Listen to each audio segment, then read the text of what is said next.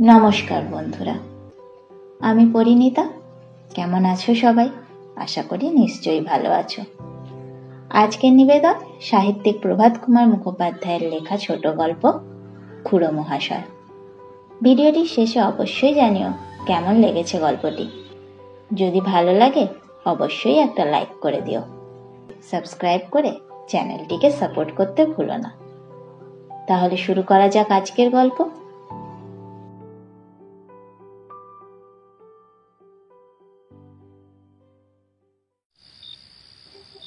শরতের সন্ধ্যা প্রায় উত্তীর্ণ। বড় ঘরের বারান্দায় মাদুর পাতিয়া বসিয়া গগন চক্রবর্তী তামাক খাইতেছেন। ঘরের মধ্যে তাহার বৃদ্ধ জ্যেষ্ঠ ভ্রাতাটি পীড়িত। এখনই ডাক্তার আসিবার কথা আছে। ইহারা দুই ভাই, নবীন ও গগন। গ্রামটি নৈহাটির নিকটে চন্দ্রদেবপুর। ইহারা এখানকার মধ্যবিত্ত গৃহস্থ। কিন্তু শোনা যায় নাকি বৃদ্ধ নবীনের হাতে নগদ 10,000 টাকা আছে। কেহ বলে ইহা বাজে গুজব, কেহ বলে ইহা সত্য কথা, কিন্তু কেহই সে টাকা স্বচক্ষে দেখে নাই। সেই টাকা যে লোহার সিন্দুকটিতে আছে অথবা নাই, সেই সিন্দুকটি মাত্র সকলে দেখিয়াছে। সেটি বৃদ্ধের শয়নকক্ষে অবস্থিত। বৃদ্ধ সর্বদাই সেটি ঘরে ঢাকিয়া সিন্দুকটি আগলাইয়া থাকিতেন। তাহার পুত্র নবকুমার পশ্চিমে চাকরি করে। সে অনেকবার পিতাকে স্বীয় কর্মস্থানে লইয়া যাইবার চেষ্টা করিয়াছে, কিন্তু বৃদ্ধ কখনো যান নাই। সকলে বলে তিনি সিন্দুকটি ফেলিয়া যাইতে পারেন না। গগন চক্রবর্তী বসিয়া নীরবে তামাক খাইতে লাগিলেন। ক্রমে ডাক্তারবাবুর লণ্ঠনের আলো উঠানে পড়িল। ডাক্তারবাবু আসিয়া বারান্দার নিম্নে দাঁড়াইয়া জিজ্ঞাসা করিলেন, চক্রবর্তী মশাই, খবর কি?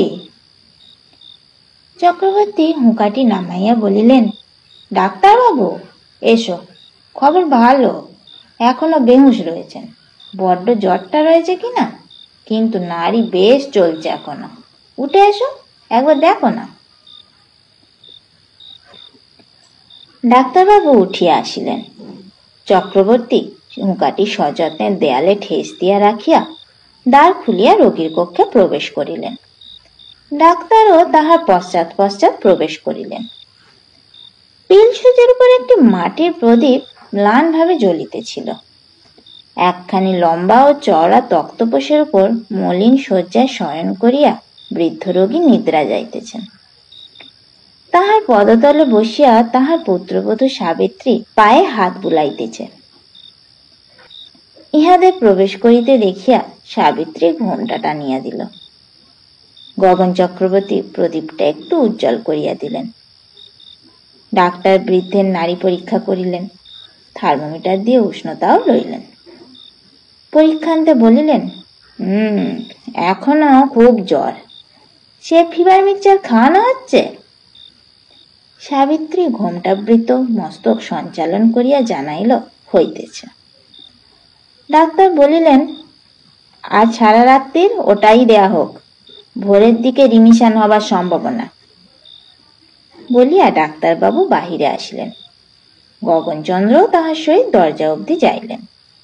ডাক্তারবাবু জিজ্ঞাসা করিলেন, নবুকে খবর দিয়েছেন? না, দিইনি।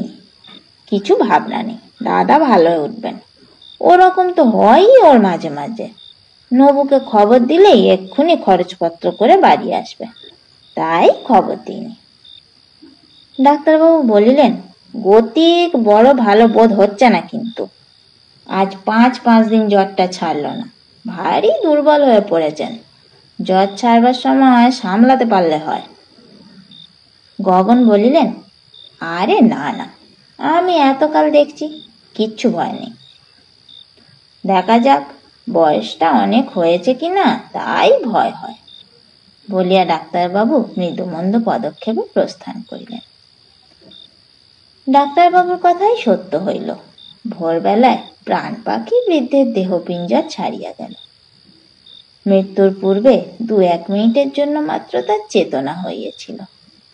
তখন তিনি শুধু বলিয়াছিলেন, নবু, নবু এসেছে। বাড়িতে ক্রন্দনের রোল উঠিলে পাড়ার লোক 2টি একটি করিয়া আসিয়া সমবেত হইতে লাগিল। সকলেই বলিল, তা বেশ গেছেন, খুব গেছেন, বয়স হয়েছিল, তোমাদের সব রেখে গেছেন, এ তো সৌভাগ্য, তবু নবু কাছে থাকলেই ভালো হতো। সৎকারের সমস্ত আয়োজন হইতে লাগিল। সেখানে সত্যাচরণ নামে একটি যুবক দাঁড়াইয়াছিল। সে নবকুমারের একজন বিশেষ বন্ধু। তাহার হাতটি ধরিয়া গগনচন্দ্র বলিলেন, তুমি বাবা গিয়ে নবুকে একখানি টেলিগ্রাম করে দাও, আমার আর হাত পা সরছে না। সত্যচরণ বলিল, আচ্ছা, আমি আপিস যাবার সময় স্টেশন থেকে টেলিগ্রাম করে দেব এখন। সত্যচরণ কলিকাতায় চাকরি করে। রোজ 9টার ট্রেনে সে আপিস যায়। সেদিনটি শোকের মধ্যে কাটিয়া গেল। সন্ধ্যা হইলে সকলে দুগ্ধাদি পান করিয়া সকালে সকালে শয়ন করিল। গগনচন্দ্র বিপত্নিক। তিনি একা একা ঘরে শয়ন করিয়াছিলেন। অনেক রাত্রি হইল, কুত্রাপি আর কোনো সারা শব্দ নেই। কেবল গগনচন্দ্র তাহার শয্যায় এপাশ ওপাশ করিতেছেন। শোকটা যেন ইহারই সর্বাপেক্ষা অধিক লাগিয়াছে বুঝি। ইহা শোক না আতঙ্ক? 2টি নিকট সম্পর্কীয় বৃদ্ধের মধ্যে একটি মরিলে অপরটি সহজেই একটা আতঙ্ক উপস্থিত হয়। তাহার মনে হয়, এইবার তো আমার পালা আসিল। যা হোক, ক্রমে রাত্রি গভীর হইল। গগনচন্দ্র তখন ধীরে ধীরে শয্যা ত্যাগ করিয়া উঠিলেন। অন্ধকারে অতি সন্তর্পণে নিজের ঘরের খিলটি খুলিয়া নগ্নপদে বাহিরে আসিয়া দণ্ডায়মান রহিলেন। জমাট অন্ধকার, তাহার উপর আকাশে মেঘ করিয়াছে। মাঠের প্রান্তে শৃগাল একটা ডাকিয়া উঠিল।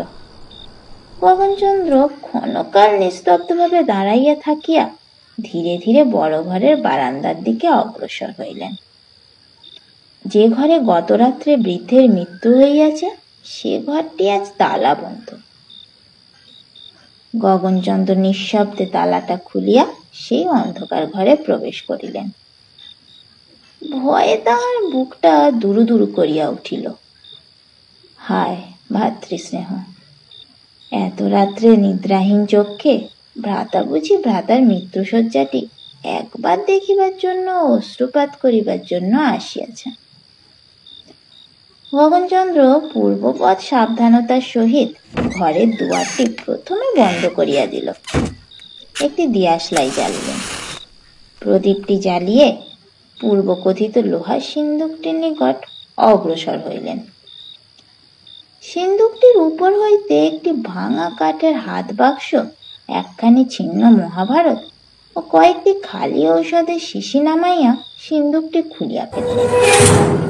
কয়েকটি কাপড়ের পুটুলি তাহা নামাইবার পর নিচের দিক হইতে পুরাতন লাল চেলি বাঁধা একটা ছোট্ট পুটলি বাহির হইল। সেইটি খুলিয়া দেখিলেন, তাহার মধ্যে তাড়াবন্দি অনেক নোট রহিয়াছে।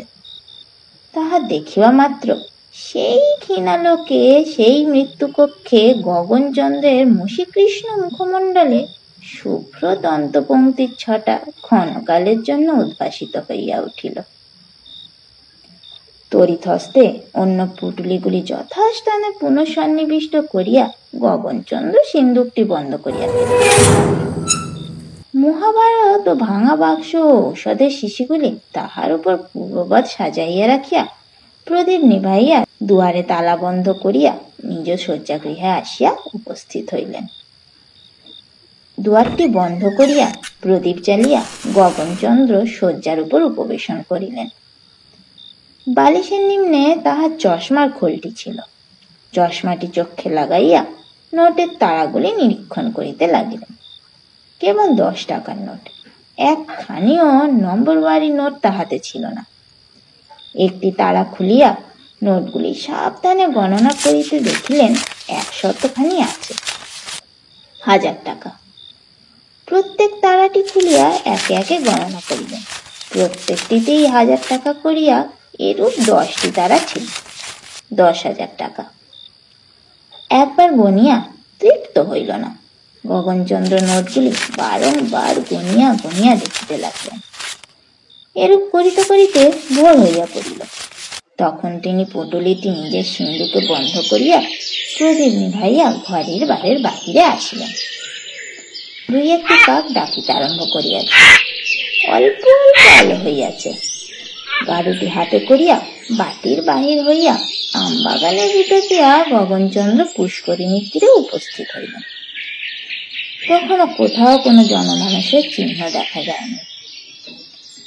প্রথমেই গগনচন্দ্র দাদার লোহার সিন্দুকের চাবিটি ছুঁড়িয়া পুষ্করিণীর মধ্যস্থানে নিক্ষেপ করিলেন। তাহার পর হস্তমুখ প্রক্ষালন করিয়া গাড়িতে জল ভরিয়া ধীরে ধীরে বাড়ি ফিরিয়া আসিলেন। এই দিন বেলা 9টার সময় প্রবাস হইতে সদ্য পিতৃহীন নবকুমার বাটি আসিয়া পৌঁছিল। সে ইতিমধ্যে নিজের সাধারণ বেশ পরিত্যাগ করিয়া কাছা পড়িয়াছে, পদ নগ্ন করিয়া আসিয়াছে। নবকুমারের বাড়ি পৌঁছাবার সঙ্গে সঙ্গে আর একবার ক্রন্দনের ধ্বনি উঠিল। তাহা শুনিয়া প্রতিবেশীরা আসিয়া সান্ত্বনা দিতে লাগিলেন। সকলে বলিল, নবু, কেঁদো না বাবা, চুপ করো। বাপ মা কি আর কারো চিরদিন থাকে? এই তোমার খুড়ো মহাশয় রয়েছে, ইনি তো এখন তোমার বাপ হলেন, চুপ করো বাবা। প্রতিবেশীরা গৃহ ত্যাগ করিবার সময় পরস্পরের মধ্যে বলা বলি করিতে লাগিল, আহা, গগন চক্রবর্তী বুড়োর চেহারাটা কি হয়ে গেছে দেখেছ? একদিনে চোখ টোক একেবারে বসে গেছে। একজন বলিল, আহা, ভাইয়ের শোকটা বড্ড লেগেছে বামনের। চক্ষু বসার আসল কারণ যে সারা রাত্রি জাগরণ ও মনের অঙ্গনে শয়তানের তাণ্ডব নৃত্য, তাহা কেউই অনুমান করিতে পারিল না। যথাসময়ে নবকুমার খুড়ো মহাশয়ের সহিত বসিয়া হবিষ্যান্ন ভোজন করিল। ভোজনান্তে গগনচন্দ্র মাদুর পাতিয়া বসিয়া তামাক খাইতে লাগিলেন। নবকুমার তাহার কাছে বসিয়াছিল। খুড়ো মহাশয় বলিলেন, সাধ্য শান্তির তো আয়োজন এই বেলা করতে হবে, টাকা করে কিছু এনেছ? নবকুমার বলিল, টাকা করে আমি কোথায় পাবো? বাবার সিন্দুক থেকে কিছু বেরোতে পারে বোধ হয়। তা দেখো, যদি কিছু থাকে।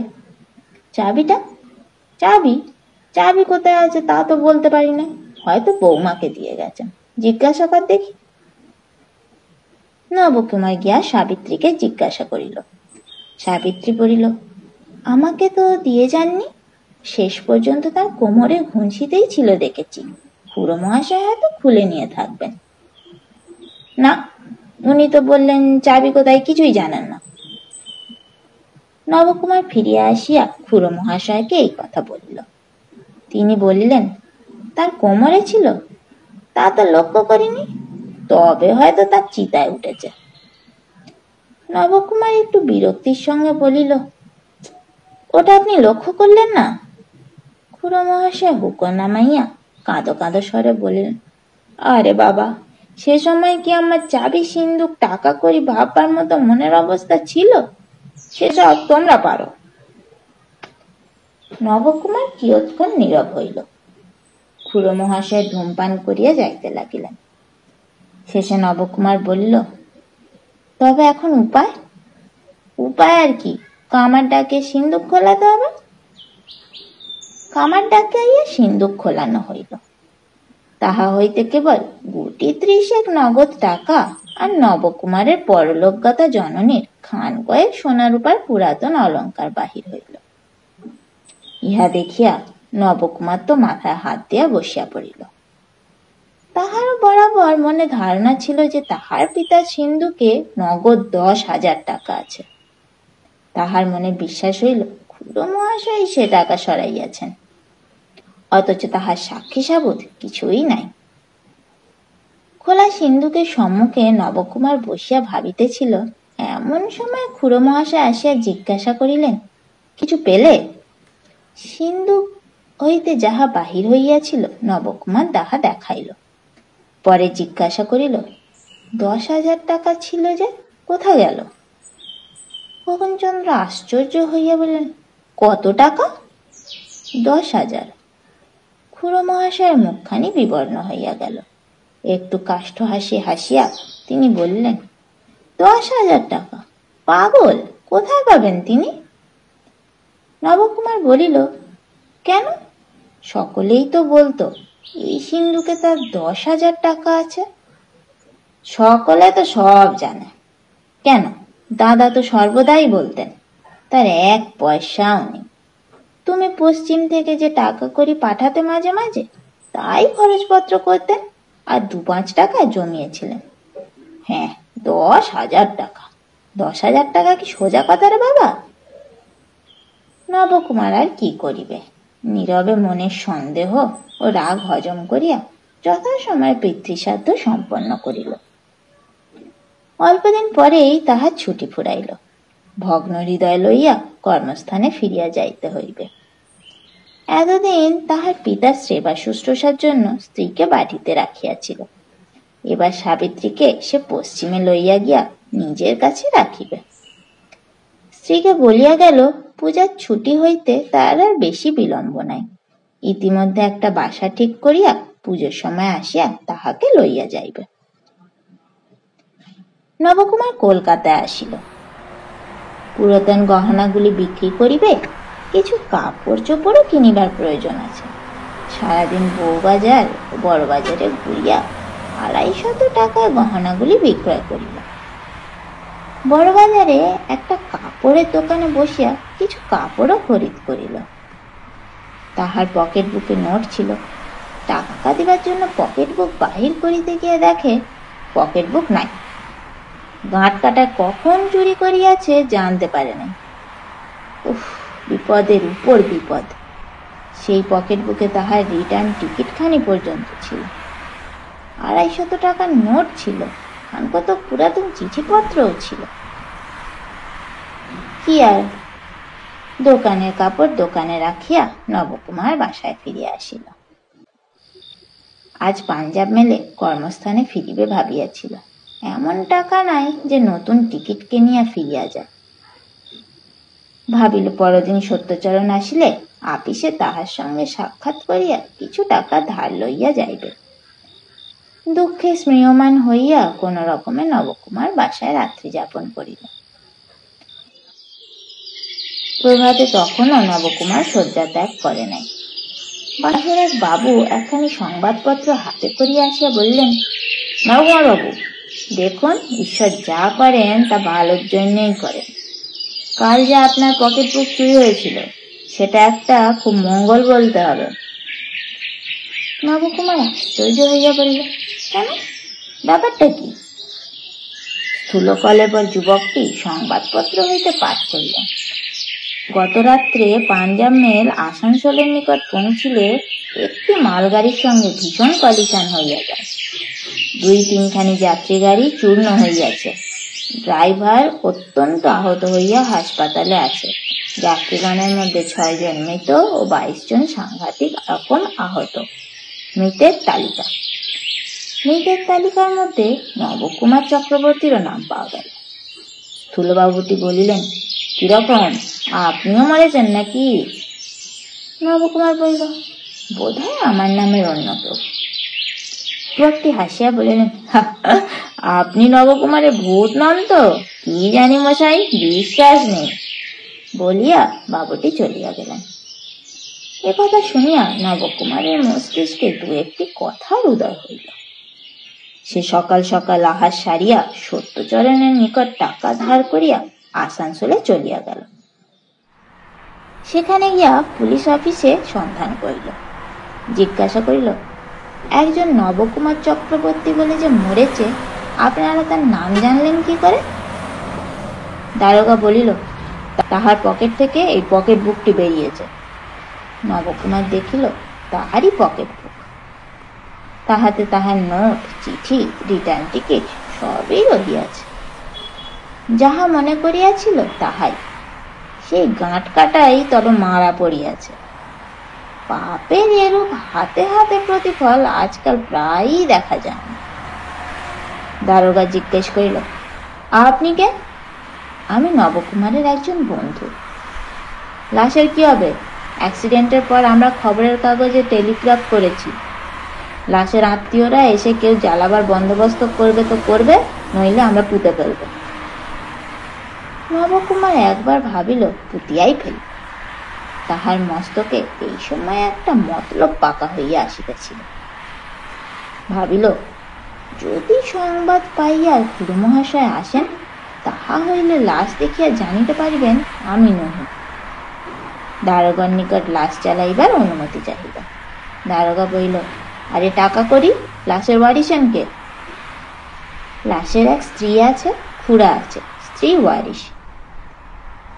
খুড়াকে খবর দিলে এসে টাকা নিয়ে যাবে। দারোগা খুড়ার ঠিকানা নোট করিয়া লইল। লাশ জ্বালাইয়া নবকুমার কলকাতায় ফিরিয়া আসিল। স্থূলবাবুটি আসিয়া জিজ্ঞাসা করিলেন, কি মশাই, খবর কি? নবকুমার গম্ভীরভাবে বলিল, গিয়ে দেখলাম আমি নই, আর একজন মরেছে বটে। বাবুটি বলিলেন, তবু ভালো। পরের দিন সত্যচরণের আপিসে গিয়া নবকুমার তাহার সাথে দেখা করিল। শুনিল, যদিও পল্লীগ্রামে দৈনিক কাগজ যায় না, তথাপি লোকমুখে বাটির লোক তাহার মৃত্যু সংবাদ পাইয়াছে। সত্যচরণের সঙ্গে অনেকক্ষণ গোপন পরামর্শ করিয়া নবকুমার বাসায় ফিরিয়া আসিল।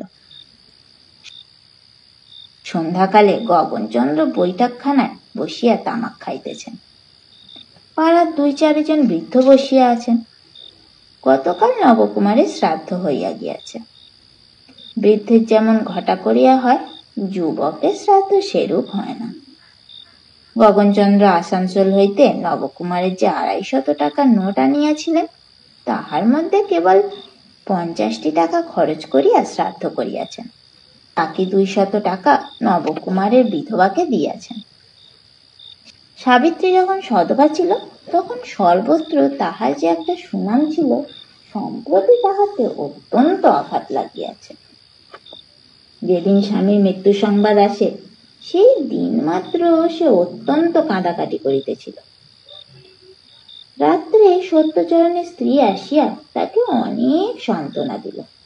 পরদিন হইতে সে মুখখানি বিমর্ষ করিয়া থাকে বটে, কিন্তু সদ্য বিধবার যেরূপ হওয়া উচিত তাহার কিছুই দেখা যায় না।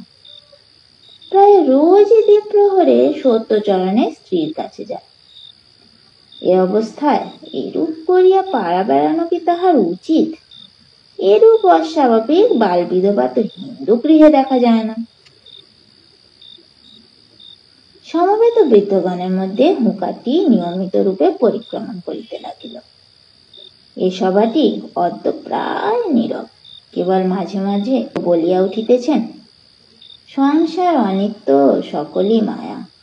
কেহ বলিতেছেন, আহা, নবকুমার বড় ভালো ছেলে ছিল, আজকালকার দিনে ওরকম প্রায় দেখা যায় না।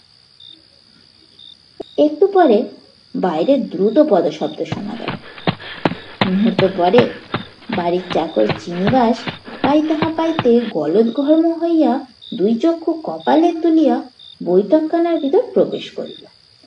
হাঁপাইতে হাঁপাইতে শুধু 2 বার বলিল, কর্তা, কর্তা বলিয়া মুখে আর কোনো বাক্য নিঃসরণ হইল না। লোকটি সেইখানেই মূর্ছিত হইয়া পড়িল। সকলেই অত্যন্ত বিস্মিত ভীত হইয়া প্রচলিত উপায়ে তাহার মুখে জল দিয়া তাহাকে পাখা করিয়া ক্রমে তাহার চেতনা সম্পাদন করিলেন। ক্রমে লোকটা সুস্থ হইতে লাগিল। সকলে তখন তাহাকে জিজ্ঞাসা করিলেন, কি রে চিনিবাস, অমন করলি কেন? চিনিবাস তখন ভয়ে শিহরিয়া বলিল, রাম রাম রাম রাম রাম, ভূত গো কর্তা, ভূত। তাহার মধ্যে যে বৃদ্ধ বাল্যকালে কিঞ্চিৎ ইংরাজি পড়িয়াছিলেন, তিনি বলিলেন, দূর বেটা চাষা, ভূত কি, ভূত আছে নাকি? চিনিবাস চক্ষু কপালে তুলিয়া বলিল, ভূত নাই, ওই পুকুর ধারে বাঁশ তলায় দেগা ঠাকুর। অনেক প্রশ্নাদির পর ক্রমে ক্রমে চিনিবাস বলিল, কিছু পূর্বে সে যখন পুকুরে বাসন মাজিয়া ফিরিতেছিল, তখন সেই পুকুরের ঈশান কোণে বাঁশ ঝাড়ের তলায় অন্ধকারে দেখিল আপাদমস্তক সাদা কাপড়ে ঢাকা কি একটা বেড়াইতেছে। নিকটবর্তী হইবা মাত্র পদার্থটি কাছে আসিল, ঠিক নবকুমারের মতো চেহারা, আর বলিল, ওরে চিনি, একবার খুঁড়ো মশাইকে ডেকে দিতে পারিস? তাহা শুনিবা মাত্র চিনিবার সমস্ত বাসন ও পাথর বাটি ফেলাইয়া ফেলাইয়া পলাইয়া আসিয়াছে। ইহা শুনিয়াই খুড়ো মহাশয় রাম নাম উচ্চারণ করিতে লাগিলেন। বললেন, ঠিক দেখেছিস? ঠিক না তো কি বেঠিক দেখেছি কর্তা? ওরে বাবা রে, আমি আর সন্ধ্যেবেলায় বাসন মাজতে যাব না। পূর্বোক্ত নাস্তিক প্রকৃতির বৃদ্ধটি বলিলেন, চক্রবর্তী মশাই, ওই কথা আপনি বিশ্বাস করছেন? ও বেটা অসাবধানে বাসনগুলো ভেঙে ফেলেছে, তাই এসে এই কথাটি ওজর করছে। কিন্তু বক্তার হৃদয়ের ভিতরটাও দুরু দুরু করিতে লাগিল। সে সন্ধ্যা তো কাটিল। তাহার পর ৩-৪ দিন ধরিয়া পাড়ার ভদ্রলোকেরা আসিয়া গগন চক্রবর্তীর নিকট সংবাদ দিলেন। কেহ দেহ দিঘির ধারে, কেহ ভাঙা শিব মন্দিরের নিকট, কেহ অন্য কোথাও নবকুমারকে দেখিয়াছেন। পূর্বোক্ত নাস্তিক বৃদ্ধটিকে আর সন্ধ্যার পর বাহির হইতে দেখা যায় না। অন্যান্য বৃদ্ধেরা গগন চক্রবর্তীর বৈঠকখানে আসিয়া বলিতে লাগিলেন, শাস্ত্র তো মিথ্যে হবার নয়, অপঘাত মৃত্যুটা হলো কিনা ওরকম তো হবারই কথা। বছরটা পুরুক, গয়ায় গিয়া প্রেতশিলায় একটা পিণ্ডি দিয়ে দাও, উদ্ধার হয়ে যাবেন। একদিন সন্ধ্যার পর খুড়া মহাশয় পুষ্করিণীর তীর হইতে মুখ ধুইয়া জল ভরা গাড়ুটি হাতে করিয়া আম বাগানের ভিতর দিয়া ফিরিতেছেন। সহসা এক শ্বেত বস্ত্র পরিহিত মূর্তি তাহার সম্মুখে আসিয়া দাঁড়াইল। তাহার মুখটি ছাড়া সমস্ত গাত্র বস্ত্রে আবৃত ছিল। আত্মপ্রকাশ করিবা মাত্র সে বলিল, খুড়ো মহাশয়, সে 10,000 টাকা। আর শুনিবার পূর্বে খুড়ো মহাশয় সেইখানে গাড়ু আছড়াইয়া খুলিয়া রাম রাম শব্দ করিতে করিতে ঊর্ধ্বশ্বাসে দৌড়াইয়া পালাইলেন। পরদিন অমাবস্যা। সন্ধ্যার পর খুড়ো মহাশয় আর বাটির বাহির হইলেন না। রাত্রি 9টার সময় আহার করিয়া শয়ন করিলেন। যখন তিনি গভীর নিদ্রায় মগ্ন, আন্দাজ রাত্রি 12টার সময় গাত্রে কাহার অতি শীতস্ত স্পর্শে খুড়ো মহাশয় নিদ্রাভঙ্গ হইল। খুড়ো মহাশয় চমকাইয়া ঘুমের ঘরে বললেন, কে কেউ? অন্ধকার হইতে শব্দ হইল, আমি নবকুমার। শুনিবা মাত্র খুড়ো মহাশয় ঘুমের ঘোর চট করিয়া ছাড়িয়া গেল। ভূত বলিল, সে 10,000 টাকা আমার বউকে যতদিন না দিচ্ছ ততদিন রোজ আসবো টাকাটা করতে, রোজ আসবো, রোজ আসবো বলিয়া নবকুমার চুপ করিল। খুড়ো মহাশয়ের নিঃশ্বাস তখন ঘন ঘন বহিতে লাগিল। ক্রমে তাহার দাঁত ঠকঠক করিয়া মূর্ছা উপস্থিত হইল।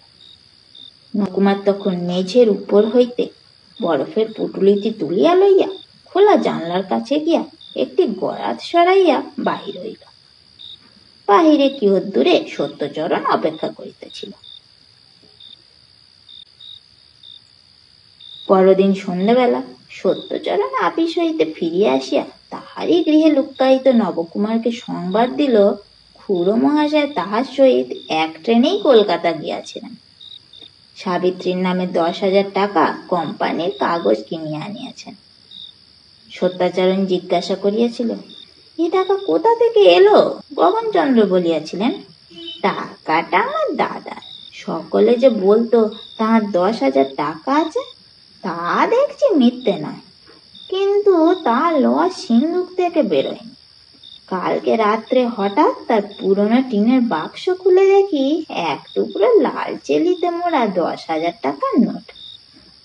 দেখে আমার হরিষে বিষাদ উপস্থিত হলো আর কি। আহা, আজ যদি নবু বেঁচে থাকতো, পিতৃধন। যা হোক, বিধবাটার উপায় হলো। ইহার পর নবকুমার কলিকাতায় গিয়া খুড়ো মহাশয়কে একটি চিঠি লিখিল। সে শুনিয়া দুঃখিত হইয়াছে যে তাহার মৃত্যুর একটা গুজব উঠিয়াছে এবং শ্রাদ্ধ শান্তিও হইয়া গিয়াছে, কিন্তু বাস্তবিক সে বাঁচিয়া আছে এবং একটু কার্য উপলক্ষে স্থানান্তরে গিয়াছিল। অমুক তারিখে সে বাড়িতে আসিবে এবং একদিন থাকিয়া স্ত্রীকে লইয়া পশ্চিমে যাত্রা করিবে। নবকুমার বাটি আসিয়া শুনিল খুড়ো মহাশয় গিয়ে একটা জরুরি কার্য উপলক্ষে গ্রামান্তরে গিয়াছেন। স্ত্রীকে লইয়া সে পশ্চিমে চলিয়া গেল।